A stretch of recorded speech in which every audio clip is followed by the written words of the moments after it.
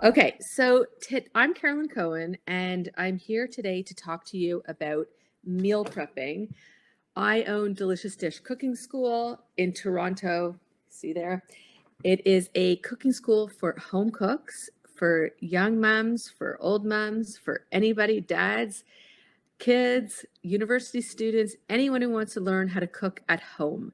The cooking school is based around healthy home cooking. I've been in the business for 20 years. I run basic cooking school with people in my home kitchen all year round, except it's been virtual since the pandemic started. And I am really excited to be here today to talk to you about meal prepping, because meal prepping is something that I'm really passionate about. And I think that it's something that is really important to do on a daily basis or even a weekly basis. Now, what does meal prepping mean to you? Okay, so first of all, I'm happy if anyone would engage with me and type it in the box. I don't think you could speak or I could hear you. It's not like Zoom, but if you could just type it in the box and tell me a bit about what meal prepping means for you and your family and what kind of things you would like to talk about today. I have an agenda, but I would also like your input, so that would be really great. Okay, so I'm just going to answer a few of these texts and then we are going to get started. So meal prep, a Sunday cook up, and a Blackboard plan for the week. Okay, that's amazing. Great. So a couple things about, first of all, the Blackboard plan for the week. I'm a big advocate for that. And if anybody would like my weekly meal planner template sheet, please email me. I'm going to put it in there at it's deliciousdishcookingschool@gmail. But I'm going to put it in there, deliciousdishcookingschool@gmail.com, and email me and I will send you the template because it's really important. And of course, you could email me and I'll send you these notes that I'm going to be talking about today anyway.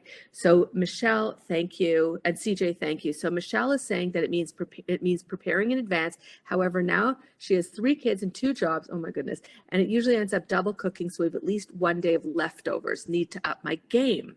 Okay. CJ, we also use the Blackboard to track expiration dates.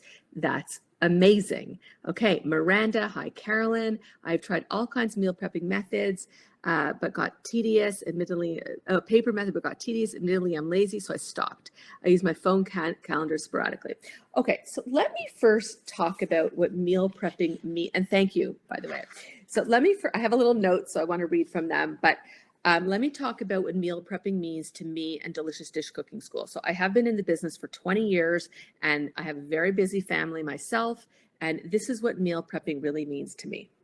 Meal prep is not, and I say not, full meals cooked, portioned into the container in the fridge and ready to consume during the week. That's really nice. But that's leftovers, and that's what leftovers are. So if you want to make a bunch of meals and eat leftovers all week and call that meal prep, that's amazing. But for me, that's not what meal prep is about. Meal prep to me is preparing ingredients for your meals. Okay, I know that sounds crazy, but if you make yourself a list, okay, mind blown, right? If you make yourself a list, let's talk about that first. So if you have your meal planner and your menu planner, please email me if you want my chart. It's a template. You could fill it in yourself. You could upload it and type it in. If you have it, your first column, you're going to be writing down the date and how many people you're going to feed and the meal, etc., and unique groceries that you're going to need to buy. Other than that, you're going to have a master grocery list, okay? So your master grocery list should have weekly items that you buy every single time that you go grocery shopping. Okay, let me just read. Okay, so for instance, my master grocery list, I bring over every single week. So my master grocery list is very, very simple. I try to keep it to about 15 things that I know that I need every single week, and I will add on to that in my template as I need to according to the recipes I'm making. So for instance, my master list includes onions, sweet potato, greens, and they're always fresh for the season, so whatever that means, ginger, because I use a lot, garlic, chicken, minced turkey, some sort of poultry, it's always on my list. chilies, believe it or not, like long red chilies or jalapeno, they're always on my list, eggs and tofu. So those are things that are on my list. Now you will make and I want you to start learning how to build basic meals around your simple ingredients. And if you stick to that list every single week or whatever list you make for yourself, then you will be forced to be cooking simple meals and getting creative with those simple ingredients. And then from there, you should be building. So I don't want you running to the grocery store with a new list every single week and having to reinvent the wheel every single week. And not only that, but I do believe that that's not necessarily good for your kids. And let me just talk about that for a minute. So I think that if kids get used to seeing the same food every single week on the table, and I don't mean to sound boring, but I mean they need some sort of repetition for them to be able to try new foods, especially for picky eaters. They need to build some sort of food trust. Okay, I know that sounds a little hocus pocus, but it's true, and trust me from experience. There's some kids who want to be very, very adventurous and very inventive and will eat the same thing, eat different things all the time. But there's other children who really need to build that sort of food trust.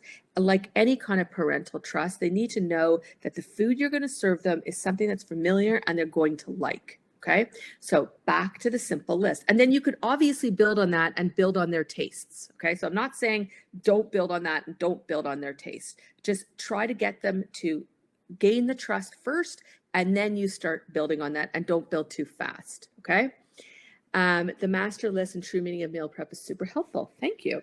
Okay, so now what does that really mean in terms of meal prep? So you come home from the grocery store. Okay. Well, actually, first I'd like you to think about all the time you actually spend preparing your ingredients before the actual putting the meal together. So peeling your garlic, washing your herbs, peeling carrots. You spend tons of time dealing with the minutia of preparing to cook. That's probably like a half an hour, 45 minutes every single time you want to make dinner or lunch. Okay. The actual meal execution should be exactly that. It should be meal execution, not ingredient prep. So if you've made a short list of groceries and you continuously follow up on that list, bring it home and prepare the ingredients when you come home. Making dinner is an actual simple dance of just putting the prepared ingredients together. Okay, so spend the hour when you get home from the grocery store. You only have to do it once, or however often you shop. So I shop once a week. So you only have to do it once, and you will yield a week's worth of meals from it. Whereas if you leave it all to do each and every time you want to cook, it'll take that same hour every single night. So like, oh gosh, I got to peel the garlic. I got to peel the carrots.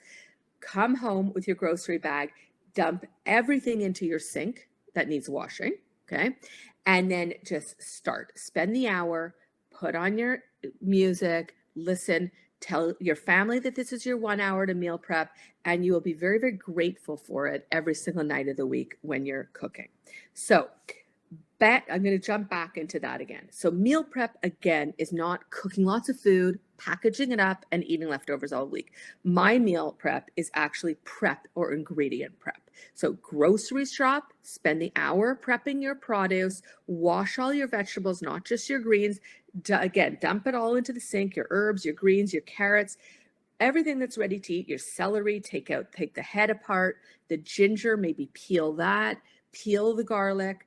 I always have a jar of peeled garlic in my fridge. Some people need a big jar because they need lots of garlic. Some people need only one head of garlic a week. But just as a little tip, if you open up the head of garlic and put all the cloves still in the peel in a glass jar and give that jar a super hard shake, all the peels will come off. Okay. And then throw all the peels out, leave the garlic. That is your garlic mason jar sitting in the fridge. Okay. So banish the idea of making extra for leftovers, because really, do we really like to be eating leftovers? Meh, not so much. Instead, prep your ingredients really well so that you could reinvent them for another meal that's slightly different. For instance, you're preparing ingredient. This is a great one. You're preparing ingredient. I can't stand them either. Okay. Okay, so if you're preparing ingredients for a Greek salad, this is just a little example, okay? Prepare extra for the next day. Don't dress it. Rather, store the ingredients separately, and the next day you'll make a fresh pasta, for instance, or a cold pasta Greek salad. So one night you made the Greek salad. You have the feta, you have the peppers, you have the tomatoes, et cetera, et cetera. Throw another sort of prepped batch of veggies in your fridge, and the next night maybe boil up some pasta or some tortellini and put it into the hot noodles, and you have a Greek pasta salad. Okay, and maybe you put a grilled chicken breast onto it, and then you're repurposing your ingredients every single day. Do you have resources on how to store prepared ingredients? Absolutely. It's actually on my list to talk to you about today. So for sure, hang on, we're getting there. We have 20 more minutes and I have tons to tell you, but keep asking questions because I'll know how to, guide this session. Okay. So cooking greens. I cook with greens all the time. A great meal prep tip to simplify your life is buy a bag of pre-frozen. There's a brand out there called Cooking with an apostrophe N greens. They're in most grocery stores in the freezer section, and it's like loose kale, loose spinach, all frozen. And instead of like buying kale for cooked things, you have it already done, washed, and finished. Raw, that's a different story. And on kale and on Brussels sprouts, shredded kale that's chopped or shredded Brussels sprouts that are chopped will last 10 days in your fridge. So you just chop them, take the ribs out, and buy enough for 10 days and prep it once and go for it. Food processor is a very, very good prep tool, and use it. Get to know your processor, be excited about it. And if you have an old processor that doesn't work, I really recommend buying a Breville and get the big one. Your family will need it later on. Don't be like, I'm not really sure. I'm going to start out with a starter model. Don't, you're going to end up throwing it out. Okay. You will become, if you do this, by the way, you'll become an experimental cook and less constrained by recipes. I'm all about recipes. I'm a recipe developer. I teach cooking classes every day with new recipes. So I don't want to deter you from trying new recipes because I want you to come and take cooking classes, but I would like you to be an experimental cook and less constrained by recipes. Okay. I don't want you every single time to go on the internet, type it in, and then only for that recipe to have failed and you have bought all these ingredients you don't know what to do with. So think about it, spend an hour of time today or tomorrow and develop a master grocery list. That's a very, very short list, might be seasonal, and try to work with that list. So the take home message, and I'm going to jump back to other things, is make a master grocery list, stick to it. Okay. Cook a few staples every month to freeze, and I'm going to get into that again, and prepare your ingredients right when you get home. Okay. Prep the ingredients with several days in mind, hence the Greek salad. So let's go back to talking about preparing a few things every month or every week. Okay. So we're going to talk about your freezer. Okay. And by the way, making this master grocery list is a great strategy that will help mitigate the urge to buy way too much at the grocery store or store ingredients that you buy ingredients that you never think you're going to use, or start storing them in your pantry. Like how many cans of like weird olives do you have, right? Having a good list of groceries will help you keep you and your diet and your healthy diet on track. Okay. So let's talk freezer before we get into storing things. Okay. So I like to think of my freezer as a second fridge, colder, but a second fridge. It needs a proper inventory and it needs to be cleaned out every few weeks. Okay. It is not a black hole, and it shouldn't be like where you dump the odd leftovers without a label. Okay. Portion out items for the freezer that are in portion sizes.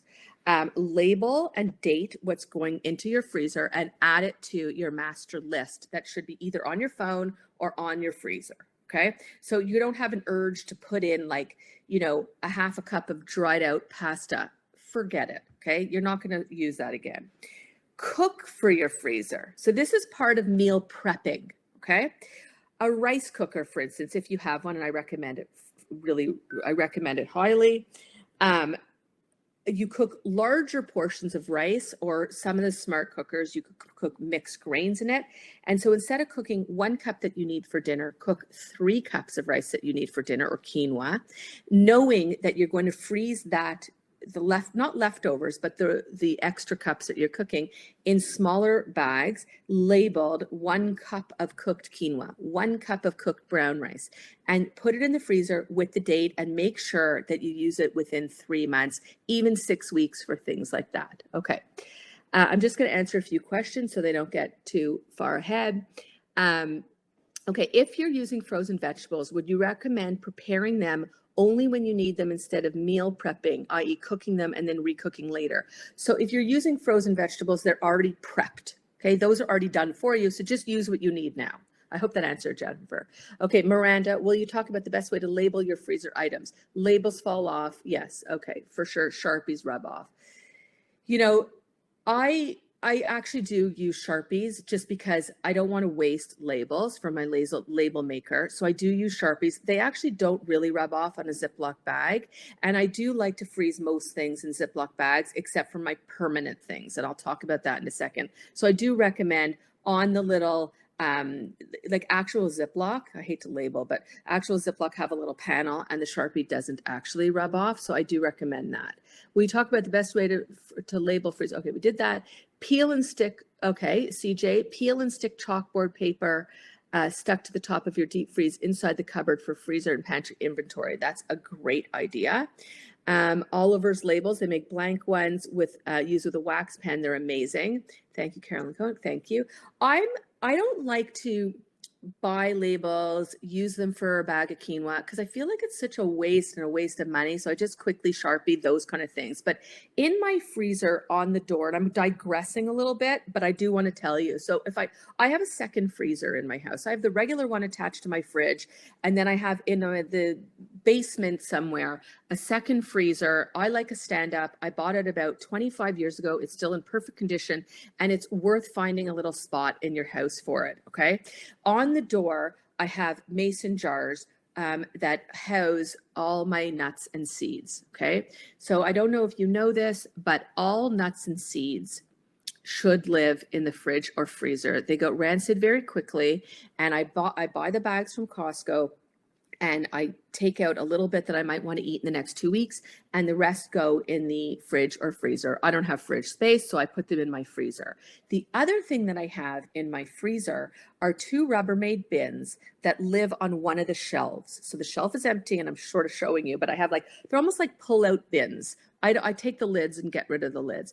In those bins, so one bin will have flowers, like weird flour, okay? What I mean by weird, anything that's not white, okay? So spelt, almond, buckwheat, like anything that's not usual that may not warrant a full container, because maybe you won't buy it next time. So I know that if I need flowers, they're in that one bin.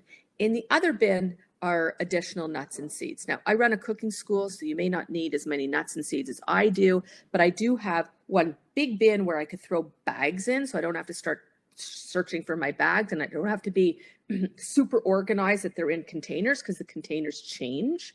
So I know that all my nuts are there, all my seeds are there, okay? Sorry, all my nuts are there, and all my flowers are there.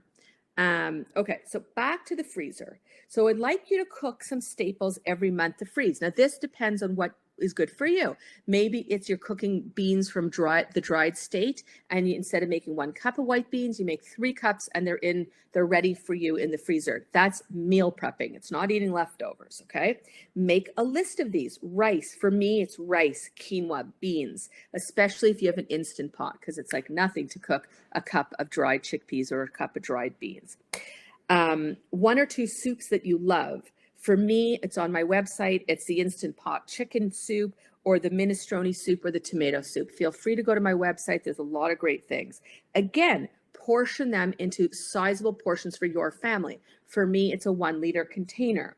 If you have big crowds for dinner, then you'll defrost a few containers. Okay, so 1 liters are good. But if you have the option of having 2 or 3 servings this way. So that might sound like obvious, but in the old days, I used to freeze like a batch of chicken soup or a batch of minestrone soup in like a serving size for 10 people because that's what the soup made.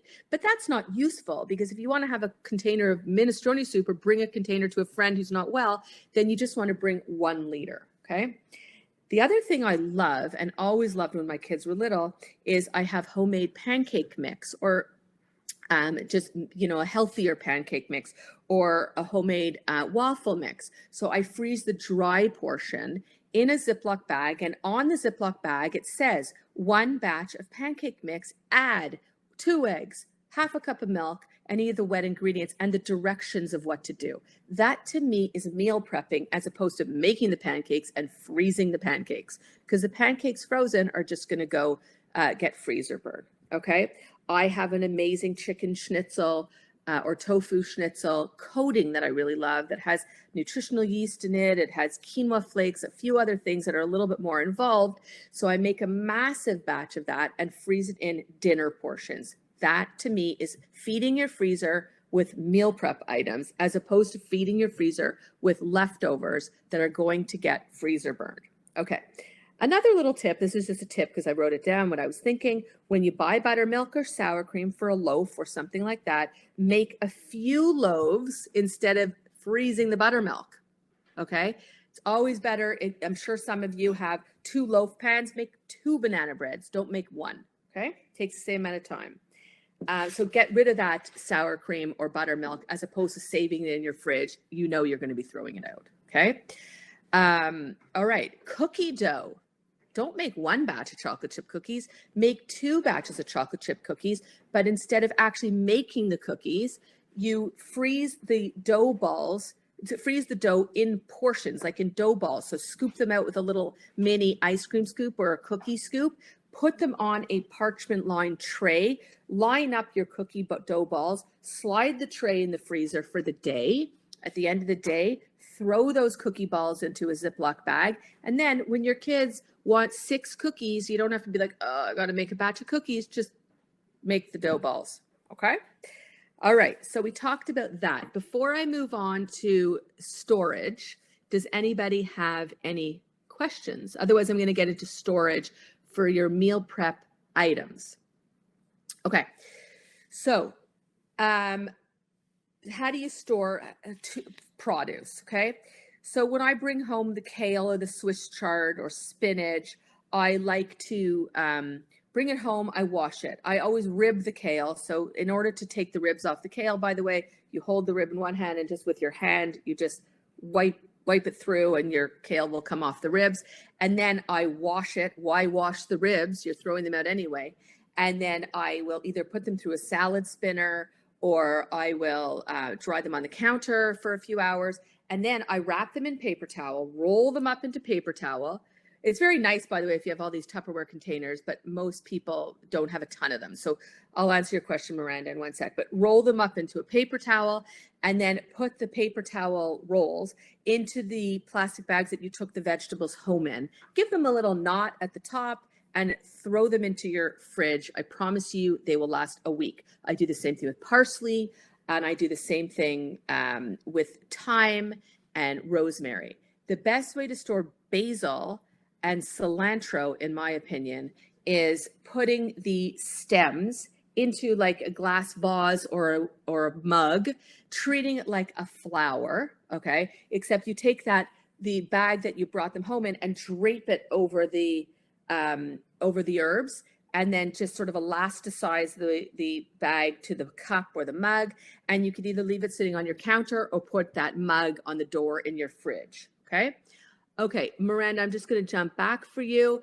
What I missed about pancakes. So what I do is I have a pancake mix. I call it 4-grain pancakes. It might be on my website. I'm not sure, but I'll definitely be teaching it in a cooking class soon. That I make the dry pancake mix, and I make like 4 or 5 batches because my kids love pancakes. And I will bag each batch in their own Ziploc bag. But on the bag, I'll write, take contents of bag, add whichever liquid ingredients or eggs you need, and then I'll say like mix with a spoon or whatever you need to do, cook. Okay, so I store pancake mix in my freezer all the time. So hopefully that answered your question. If anyone has any questions, keep asking. I'm watching.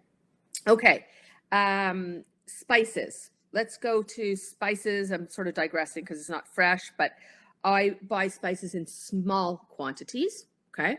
I buy them in bulk, but in small quantities. And I have small little mason jars, like the 125 mils. Just order them on Amazon. They should be about a buck a jar. And I label, this is where the label maker comes in. I label the top and I label the side of the jar, and they stack beautifully. So gone are the days of buying the spice jars that are the spices in the jars. I either buy them in the cheaper bags that hang in the grocery store, or I buy them in bulk. Okay. Storage of other vegetables. So we covered storage of vegetables. Something that I do that I love is if you cook with chilies, and I cook with a lot of chilies, the jalapenos, the red chilies, and then these weird green chilies or Thai bird chilies. Oftentimes you have to buy like 50 because they come in like a little clamshell or whatever it is. So chilies can be frozen. Okay. So in my freezer, I have a large Tupperware container, and it's labeled chilies, or, you know, I know that's in there. It could be lemongrass, chilies, and I just dump them in there. I don't even like bag them. So if I ever need like a jalapeno, I don't have to run to the grocery store and buy one jalapeno. If I need a green chili, I'm like, have I ever bought those before? I just go and open up that. I have bay leaves in there, like fresh bay leaves. They're in there. Lime leaves, curry leaves. Have you ever cooked with curry leaves? Sometimes they're really easy to find. Sometimes they're really hard to find. Just buy them once, throw them in the freezer, and they work beautifully. What else? I have lemongrass in there, because sometimes I cook with lemongrass and then I need a second stalk and I don't have it. But the first time I bought it, the bunch came with 4 stalks. Leeks. Leeks are one of those things. When you buy leeks, you buy a bunch of 2 or 3 or 4, depending on the size. You only need the end, right? So the leek is long. You need the white and light green. I cut off the white and light green, and I slice it open, chop it into half moons. It's usually how you need it. Then you wash that, okay? And then you use the one leek you might need. You throw the second leek into a Ziploc bag labeled 1 leek, okay? And that goes into that Tupperware container that lives in your freezer, okay? So you know that the next time you have a recipe that says 1 leek, that is already prepped and ready to go, okay? We have about 2 or 3 more minutes. So I think that's all I have exactly in terms of meal prepping for healthy families. But the take-home message really is, guys, make a master grocery list. And if you want my master grocery list, I am happy to share it. Just again, I'll type it in. It's delicious dish cooking school at gmail.com. Email me for it. I'm off my computer for the rest of the day, but I will get it to you in the next day or so. And the website is deliciousdish.ca. Go, and there's tons of good recipes there. And Instagram is delicious. I can't even write, delicious dish cooking. Okay, there's tons of stuff on that too. And I teach virtual cooking classes daily, and they're always based around healthy home cooking. And they're really, really fun. They're cook dinner together classes, so they're great. And if you can't make the time, I know it's a busy time. Usually they're at 5. You could always have the recipes and recording. They're very, very well priced. Most of the classes are $15, and it's really fun. And what's great about them is that you could go on my website and look at what's happening for the next month and meal plan according to that. So Monday night, you're doing this, and you know what you're doing because I've laid it out for you. Monday night, Tuesday night, Wednesday night, Thursday night, there's classes almost every night. And there's your meal plan. The grocery lists are on there, and it'll be very organized. I don't want to spend more time in the kitchen than I have to, even though I love to cook and run a cooking school. I still have a life, and I like to spend time doing other things. So efficiency in the kitchen is my way to go. Okay, so you couldn't keep up with takeout. I talk very fast, Miranda. I'm sorry. I always have tons of stuff that I want to talk about, but I am very approachable, guys. Email me, and let's continue the conversation. I'm not going anywhere, and I love this virtual platform. So keep going. Jacqueline, you are so well. By the way, my daughter's name is Jacqueline, and we spell it the same way. Thank you so much for sharing this info. So helpful. I struggle with a lot of meal prep. I get it. Do you teach these type of tips? Share. I teach these type of tips in every single cooking class. So it might seem like it's an hour cooking class and it's just 2 or 3 recipes. It's not. There's tips all the way through it. You cannot get this type of thing from a recipe online or a cookbook. They're fantastic. Join me. Bye, everybody. Oh, Tanya, I'm so happy I've caught the last part. Great. I'm looking forward to following you. My daughter's seeing we could try to do together. Amazing. Oh, and also I'm running tons of virtual events for corporate events, especially for Christmas parties. So I hope you guys love that. And I loved seeing all of you. Thanks so much. And hopefully I'll see you again. Bye, everyone.